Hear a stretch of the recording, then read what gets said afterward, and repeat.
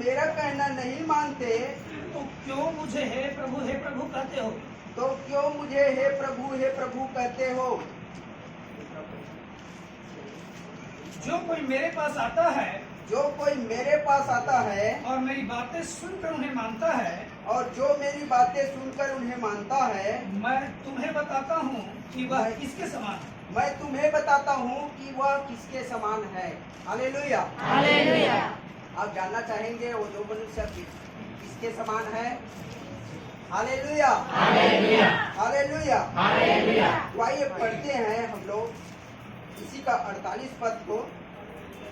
वह उस मनुष्य के समान है हाँ जिसने घर बनाते समय हाँ भूमि गहरी खोदकर चट्टान की नींव डाली, हाँ और जब बाढ़ आई तो धारा उस घर पर लगी, परंतु उसे हिला न सकी, क्योंकि वह पक्का बना था।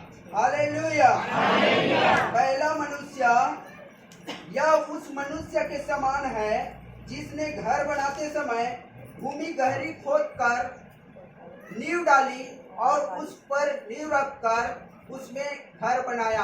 हालेलुया। हालेलुया। परंतु उसे हिला न सकी। हालेलुया। हालेलुया।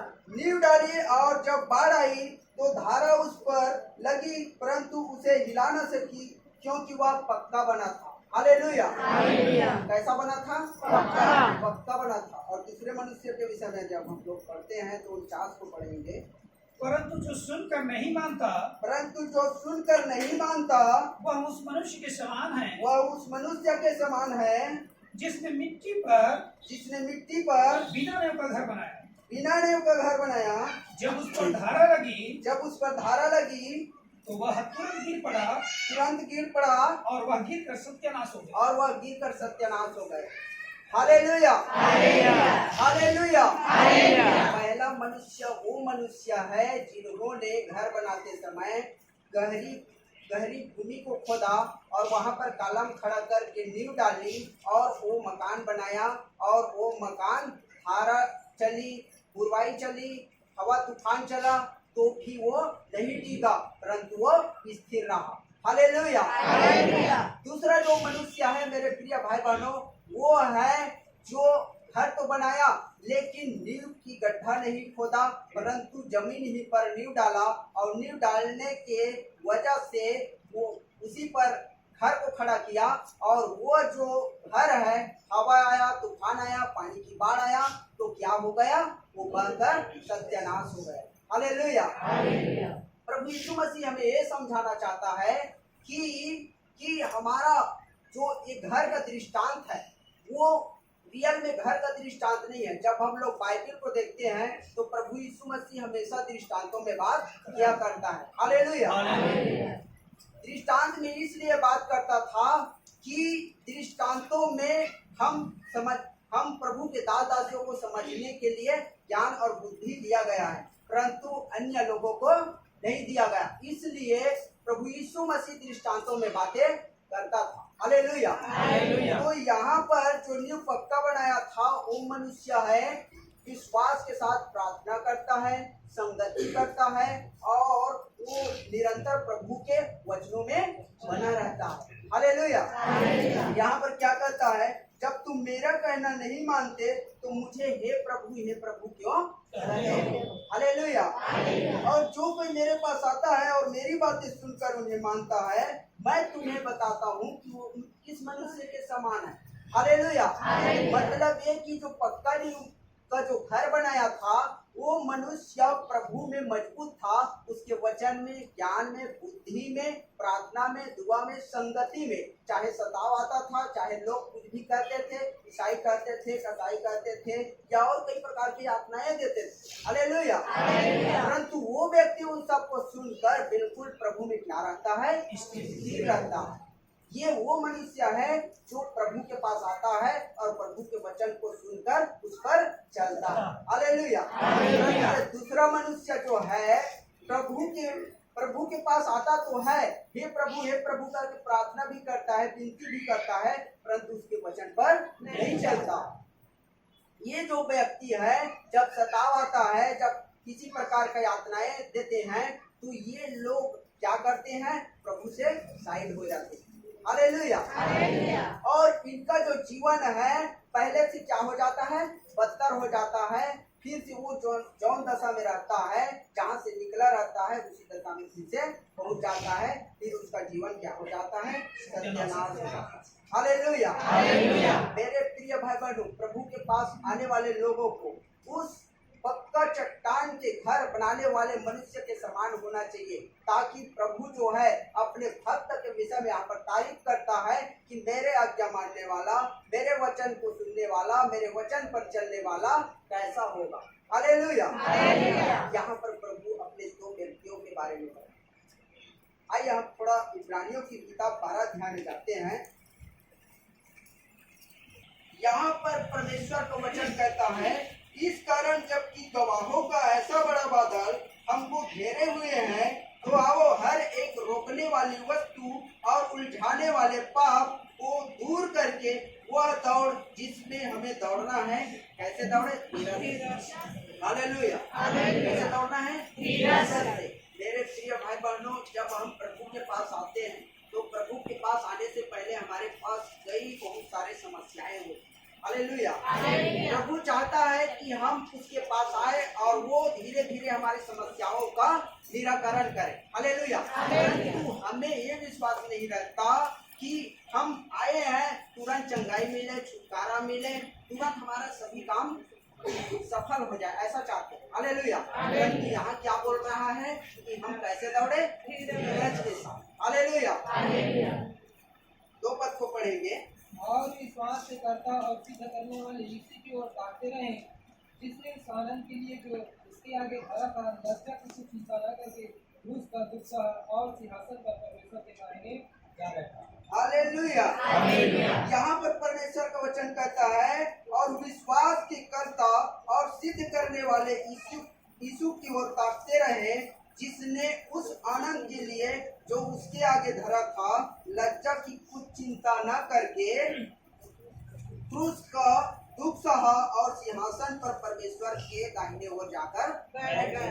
हालेलुया। मेरे प्रिय भाई बहनों, ऐसे सोचने वाले लोग, मुझे ये लोग ऐसा करते हैं, मुझे सताते हैं, मुझे चिढ़ाते हैं, मुझे ईसाई बोलते, कुछ भी बोलते हैं, ऐसा करने वाले लोग जरा उस समय जब परीक्षा की घड़ी में पड़े तो प्रभु की इस दुख और समस्याओं से जो गुजर कर परमेश्वर पिता के दाहिने ओर सिंहासन पे जाकर बैठा, इस वचन पर ध्यान दीजिए। हालेलुया। क्योंकि हमारा प्रभु यीशु मसीह जगत में इसलिए आया कि पापी लोग उद्धार पाए। हालेलुया। परमेश्वर पिता का वचन कहता है यूहन्ना 3:16 में, परमेश्वर ने जगत से ऐसा प्रेम किया कि उसने अपने इकलौता पुत्र को दे दिया, ताकि जो कोई उस पर विश्वास करे वह नाश न हो परंतु जीवन पाए। हालेलुया। प्रभु यीशु मसीह यहाँ अनंत जीवन देने के लिए आया था, और जो परमेश्वर पिता का जो योजना था, उन्हें दुख, सताव, संकट, समस्याएं, यहाँ तक कि उन्होंने 39 कोड़े खाकर, मार पीटा खाकर, और हमारे इस संसार के लोगों के लिए पापों को उठाकर उन्हें उद्धार देने के लिए उस योजना को पूरा किया। हालेलुया। हो सकता है आप लोगों का भी योजना हो, आप लोगों को जब तक नहीं सताया जाए, कुछ बोला न जाए, तो आप लोग विश्वासी में गिनती नहीं आते, क्योंकि प्रभु का वचन कहता है कि जो मेरे पास आएगा उसे बिल्कुल सताया जाएगा। हालेलुया।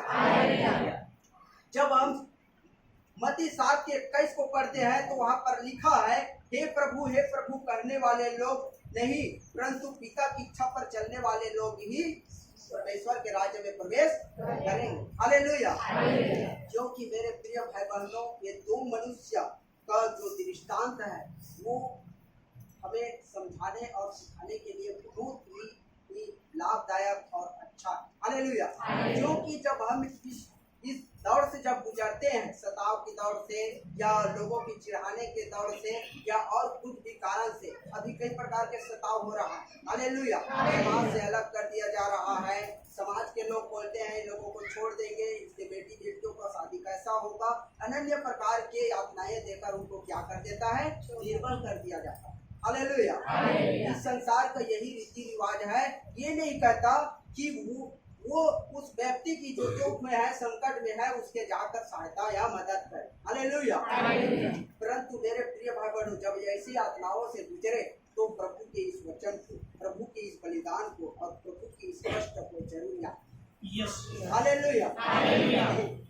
क्योंकि मेरे प्रिय भाई बहनों, प्रभु का वचन बहुत ही हमारे लिए लाभदायक, जो हम सुनते हैं और समझते हैं उसे अपने जीवन में जरूर अमल करें। हालेलुया। लूका रचित में फिर जाते हैं थोड़ा से। सुनने वालों से कहता हूँ, अपने शत्रुओं से प्रेम रखो, अपने शत्रुओं से प्रेम रखो, जो तुमसे बैर करे उनका भला करो, जो तुमसे बैर करे उनका भला करो, और जो तुम्हें श्राप दे उनको आशीष दो, जो तुम्हें श्राप दे उनको आशीष दो, जो तुम्हारा अपमान करे उनके लिए प्रार्थना करो। जो तुम्हारा अपमान करे उनके लिए प्रार्थना करो। हालेलुया। ये दो जो वचन है मेरे प्रियो, जब हम उस यातनाएं से गुजरते हैं तो बिल्कुल इस वचन को स्मरण करना कि प्रभु क्या करता है। हालेलुया। जब हमारे सताने वाले लोग हमारे सामने खड़ा होते हैं, हमें यातना करने वाले लोग हमारे सामने खड़े होते हैं, तो उनके लिए एक उपाय है। हालेलुया। उपाय क्या है? यहाँ पर अभी जो हम लोग पढ़े, परंतु मैं तुम सुनने वालों से कहता हूँ कि अपने शत्रुओं से क्या रखो? प्रेम रखो। और फिर कहता है, जो तुमसे बैर करे उनका भला करो, जो तुम्हें श्राप दे उनको आशीष दो, और जो तुम्हारा अपमान करे उसके लिए प्रार्थना करो। हालेलुया। मेरे प्रिय भाई बहनों, प्रभु के लिए कोई भी कार्य कठिन नहीं है। जब यिर्मयाह 32 का 27 पढ़ते हैं तो वहाँ पर लिखा है, मैं सब प्राणियों का क्या हूँ? परमेश्वर। हालेलुया। कोई भी कार्य कठिन नहीं है। जब हमारी प्रार्थना, हमारी दुआ प्रभु के पास पहुँचता है तो हमारे सताने वालों को ये मन को क्या कर देता है? प्रभु जो है बदल देता है। हालेलुया। इसलिए मेरे प्रिय भाई बहनों, आज यहाँ पर बैठे हुए एक एक लोग जो ऐसे परिस्थिति से गुजरते हैं, तो उनके लिए आप दुआ कीजिए, ताकि परमेश्वर पिता ने हर एक परिस्थिति के लिए वो उपाय रख छोड़ा है जिसे हमें अपनाकर उस रास्ता में चलना है। हालेलुया। कई लोग कहते हैं, भैया मुझे सताते हैं, दीदी मुझे सताते हैं, लेकिन उनके लिए क्या करना है? दुआ करना है, प्रार्थना करना है, जो श्राप देना है। हालेलुया। मैं आशा करता हूँ कि आप लोगों को ये वचन समझ में आया, और परमेश्वर पिता को मैं धन्यवाद करता हूँ। आप लोगों को बहुत आशा मुझको भी दे। परमेश्वर पिता का धन्यवाद।